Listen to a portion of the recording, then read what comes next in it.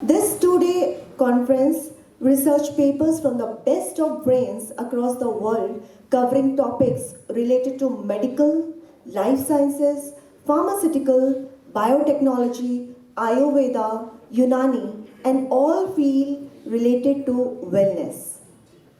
So before we start the day, I would like to request everyone, so let's stand up.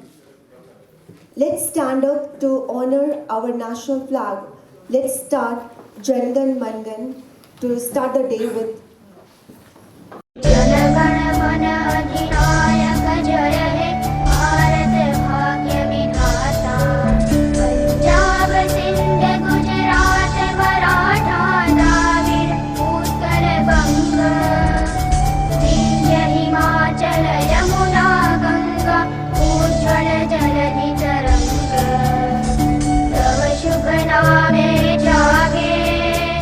तव शुभ आशीष मांगे गाहे तव जय गाथा जनगण मंगलदायक जय हे भारत भाग्य विधाता जय हे जय हे जय हे जय जय जय जय हे। हमारे बीच माननीय केंद्रीय मंत्री श्री फग्गन सिंह कुलस्ते साहब आ चुके हैं और क्योंकि जैसे जैसे समय मिल रहा है काफ़ी दबाव है, संसद चल रहा है,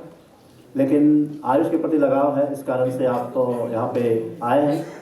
तो मैं आपको मंच पे आमंत्रित करता हूँ, आप मंच पे आएँ। मानिए। आयुष्मान भारत इसे नेशनल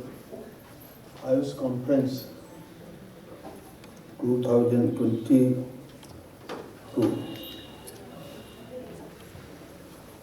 आज विशेषकर जैसा मेरे आने के पहले हमारे साथी आप सब लोगों से संवाद कर रहे थे और विशेषकर डॉक्टर विपिन कुमार जी अध्यक्ष आयुष्मान भारत, डॉक्टर गीता जी ICEN के हमारे जीत सिन्हा जी और यहाँ देश के विभिन्न प्रदेशों से यहाँ उपस्थित हमारे विशेषकर डॉक्टर्स अनेक क्षेत्रों में, सामाजिक क्षेत्र, हमारे चिकित्सा ऐसे अन्य क्षेत्रों में जिनने विशेष योग्यता भी प्राप्त किया होगा, ऐसे कई यहाँ उपस्थित महानुभाव, देवी और सज्जनों, जैसा आज हम अनुभव करते हैं और विशेषकर हम इस पूरे शासन स्तर पर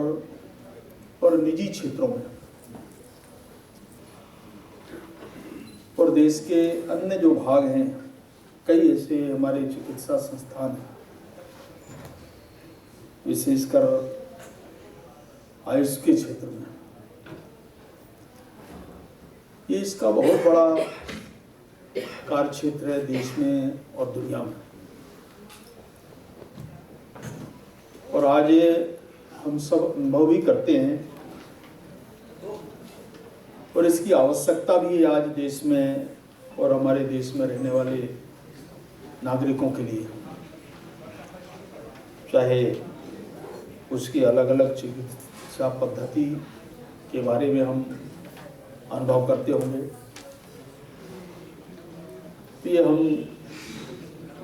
देख पा रहे हैं कि जो हमारे यहाँ एलोपैथिक जो सिस्टम है आयुर्वेदिक और यूनानी पद्धति जैसे अलग अलग क्षेत्रों में अलग अलग उनके विश्वविद्यालय, योग, ऐसे संस्थाओं में विशेषकर उनकी जो कार्य पद्धति है शिक्षा के क्षेत्र में विशेषकर जो सेवाएं देते हैं, ऐसे हमारे विशेषज्ञों के बारे में भी बहुत नज़दीक से जानने का भी, समझने का भी अनुभव आया है। और इसलिए जब हम चर्चा करते हैं विषय के अंदर, तो मैं ग्रामीण क्षेत्रों में हम देख पा रहे हैं, विशेषकर आदिवासी क्षेत्र, पहाड़ी क्षेत्र, पर उसका उपयोग है जब उनका जो एक प्रकार का हमारे इस क्षेत्र में काम करने वाले, जैसे ग्रामीण इलाकों में हम देख पा रहे हैं कि जो हमारे पुरानी पद्धति है, जड़ी बूटियां हैं, इनका अपार भंडार है, परंतु उनका उपयोग हम कैसे कर सकते हैं देश के हित में, देश के नागरिकों के हित में। अभी भी इसके पीछे हमको जिस गति से आगे बढ़ना चाहिए, हम अभी भी काफी पीछे हैं। धीरे धीरे अनेक तरह के प्रयास हो रहे हैं। अगर इसको हम दूसरे नजरिए से देखें, जैसे बाबा रामदेव के बारे में अभी कुछ समय पहले और आज अगर आप देखेंगे, इन 10-12 सालों के अंदर,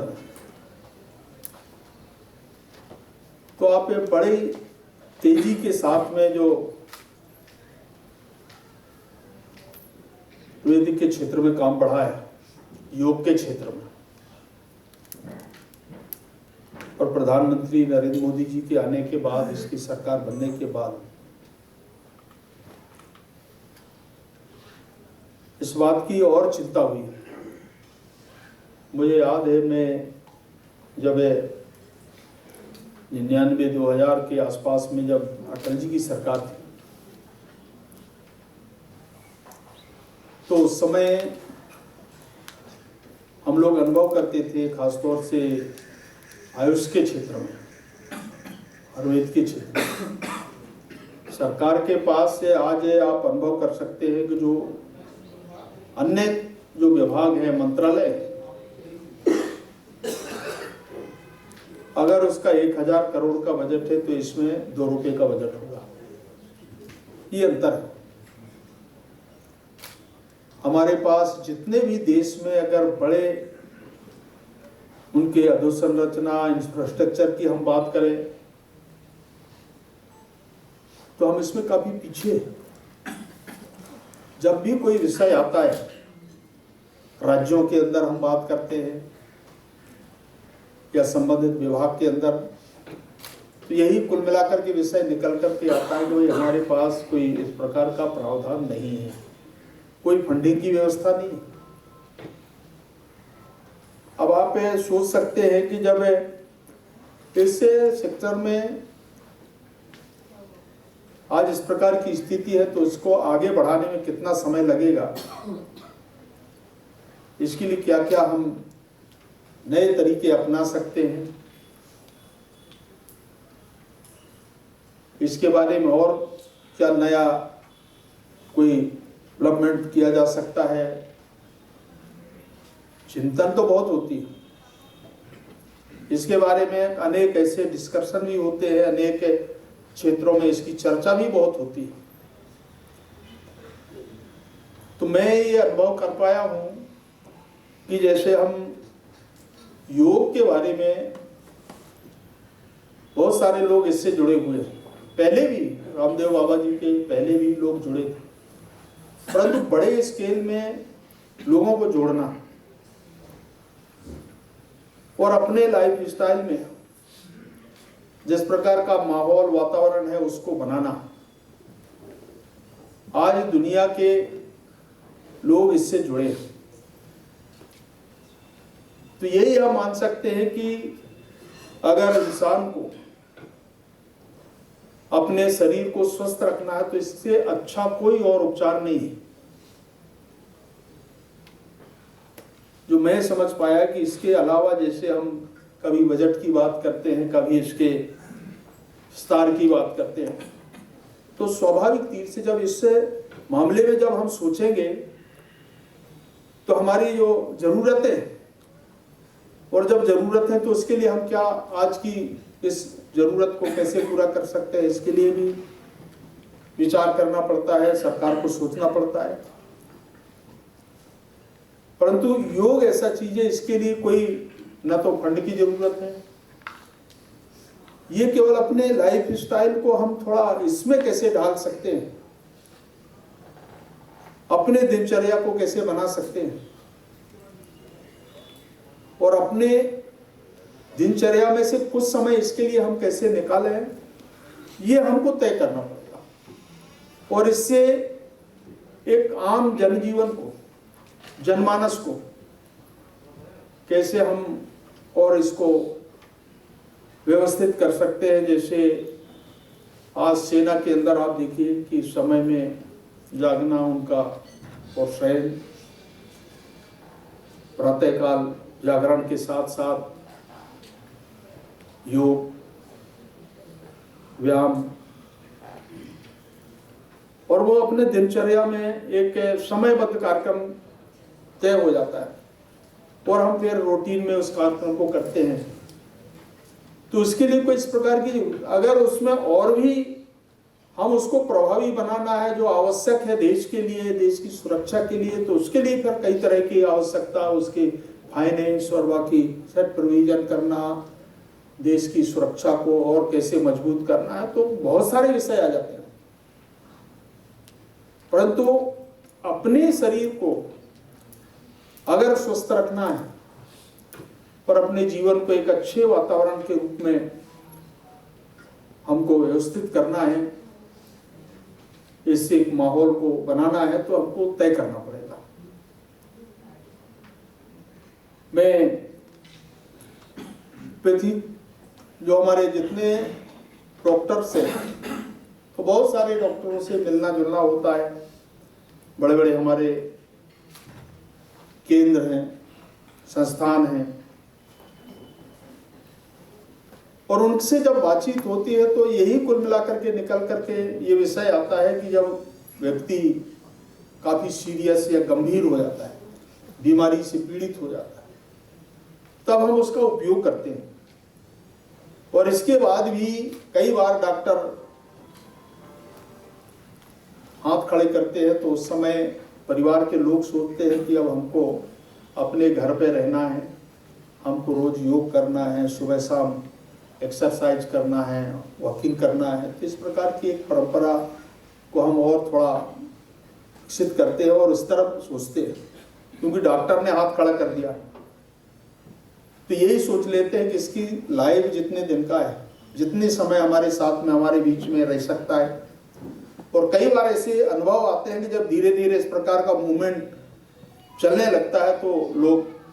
कुछ समय बाद एकदम स्वस्थ हो जाते हैं। जब आपस में आप लोग हम सब मिलते हैं तो हम एक दूसरे के बारे में उसके हालचाल पूछते हैं कि भाई उस समय आपकी स्थिति ऐसी थी और आज बड़े स्वस्थ और प्रसन्न अवस्था में आप दिख रहे हैं। तो ये उनके लाइफ स्टाइल में बदलाव के कारण है। तो मेरा कहने का मतलब है कि डॉक्टर भी कई बार इन परिस्थितियों में हमारे साथ न्याय नहीं कर पाते, क्योंकि उनका बस का रोग नहीं है। एक व्यक्ति ये सोचता है कि नहीं, उसके अंतिम समय तक जो भी किया जा सकता है, तो ऐसे लोग सोचते हैं कि जिनके पास साधन संपन्नता हर दृष्टि से सक्षम है। परंतु पूरे अगर भारत को आप देखेंगे, भारत के लोगों के बारे में देखेंगे, तो उनकी क्या स्थिति है। वो तो यही अपने आप ग्रामीण क्षेत्रों में उनके जो परिवेश को आप देखेंगे तो दुनिया की चिंता नहीं करते। वो अपने दैनिक चर्या, जो दिनचर्या है, उसमें से सुबह जागरण करना। आप गांव देहात में आप देखिए, ये जो हमारी कार्य पद्धति है, काम करने का जो तौर तरीका है, इसको लोग देखते हैं। तो आज भी गांव के स्तर को आप देखेंगे तो गांव में चाहे महिला हो, बच्चे हो, पुरुष हो, अगर गांव में विद्यालय है, समय से उसको भेजना है 6 बजे स्कूल, तो उसकी चिंता महिलाएं करती हैं। बाकी लोग हैं अपने जो व्यवसाय से जुड़े हुए लोग हैं, उसकी चिंता करते हैं। अगर कोई एग्रीकल्चर, कृषि से जुड़ा हुआ व्यक्ति है तो उसकी चिंता करते हैं। जैसे हमारे गांव की कहावत है कि जो खेती करने वाला व्यक्ति सुबह 4 बजे अपने बैल, उसको घास फूस देने का काम, या अपने खेत में या पेड़ में चराने का काम करते हैं सुबह, और इसके बाद बाकी खेती बाड़ी का काम, हल चलाने का काम करते हैं। ये जो उनकी दिनचर्या हो जाती है समय समय में इस प्रकार के, और ऐसे लोगों के आप स्वास्थ्य के बारे में देखें तो आपको अनुभव आएगा। मैं कह सकता हूं कि आपके 60% लोग ऐसे हैं, और जो घर में बैठा रहता है या सक्षम व्यक्ति है, बहुत सारे ऐसे लोग हैं जो कई तरह की बीमारियों से पीड़ित रहते हैं। और उसके लिए जब वो प्रभावित परिवार है, पीड़ित व्यक्ति है, तो अनेक प्रकार के दिमाग में बच्चे भी सोचेंगे, उनके नाते रिश्तेदार भी सोचेंगे कि ऐसा करना चाहिए, इसको यहाँ हॉस्पिटल इधर लेके जाना चाहिए। तो इसीलिए इसके बारे में उपयोग करते हैं। और ये मैंने अनुभव किया कि ये तात्कालिक रिलीफ, कि जैसे हम हॉस्पिटल में गए, क्लिनिक में गए, फीवर आ गया, डॉक्टर ने एक इंजेक्शन लगा दिया, थोड़ा रेस्ट कर लिया और आप स्वस्थ हो गए। पर इसके बारे में, इसके एक दूर तक ये जो परिणाम है, एक लंबे अंतराल के बाद या कुछ समय के बाद जो रिलीफ मिलता है, तो ये स्थायी है। इसके बारे में हम लोग भी सोचते हैं कि पहले तो हमको माइंड सेट करना पड़ता है कि पता नहीं हमको कितने जल्दी इसका रिलीफ मिल पाएगा, हम कब स्वस्थ हो पाएंगे, ये हम पहले सोचते हैं एक बार। परंतु जो दैनिक जीवन में इस प्रकार के जो लोग हैं, उनके लिए ये जो मैंने देखा कि इस प्रकार का जो ट्रीटमेंट, ये बहुत आसान है, और इसमें कोई बड़े धन की जरूरत नहीं पड़ती, और धीरे धीरे अपने जीवन में एक इस प्रकार का एक माहौल तैयार हो जाता है परिवार में, और उससे ही अपना जीवन निकल जाता है। और एक स्वस्थ वातावरण में लोग जब लंबे अंतराल के बाद वो समाज का साथ देते हैं या परिवार को छोड़ करके जाते हैं, तो लोग ये भी सोचते हैं कि नहीं, बहुत हो गया, 90 साल, 100 साल, 50 साल, और इसके बाद स्वस्थ वातावरण में उस परिवार से जब बाहर निकल के आते हैं या हमारे बीच में से चले जाते हैं, तब अनुभव आता है। तो ये एक के अपने इस वातावरण, समाज में इस प्रकार के अपने दिनचर्या के कारण होता है। आज ऐसे बहुत सारे क्षेत्र हैं जहां हम कल्पना कर सकते हैं। मैं तो हमारे नर्मदा का ये जो सतपुड़ा के जंगलों को मैं देखता हूं उधर, तो अनुभव आता है वहां कितने सारे संत महात्मा और ऐसे हमारे आयुर्वेद के क्षेत्र में कई ऐसे जो ज्ञानी हैं, डॉक्टर्स हैं, वैज्ञानिक। आज उसके लिए हमको कितना परिश्रम करना पड़ता है, किस प्रकार के ये सारे तंत्र को विकसित करना पड़ता है। आज मैं कई बार देखता था इनमें, जब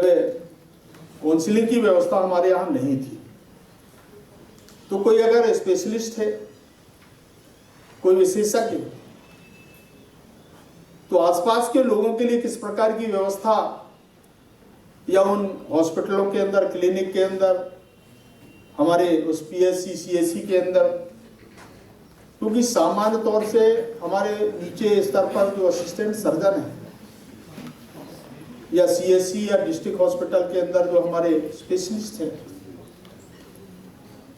जितने हमारे एमडी है, पोस्ट ग्रेजुएट करने वाले जो डॉक्टर्स है, उनकी संख्या। तो ये मैं कई बार इस बात को भी चिंता के साथ में देखता हूं, तो आज भी मुझे प्रसन्नता होती जब आयुष्मान के बारे में हम लोगों ने विचार किया। तो जब 16 में इसके बारे में मैंने प्रधानमंत्री जी को स्वयं इस बात के लिए मैंने कहा कि आज पूरे इस भारत के अंदर आप देखेंगे तो 60% लोग ऐसे हैं जिनका सीधा इस चिकित्सा से कोई संबंध नहीं है, ना हमारी पहुंच है। केवल देश के 40% लोगों को हम इस प्रकार की सुविधाएं, फैसिलिटी हम उनको प्रोवाइड करा पाते हैं।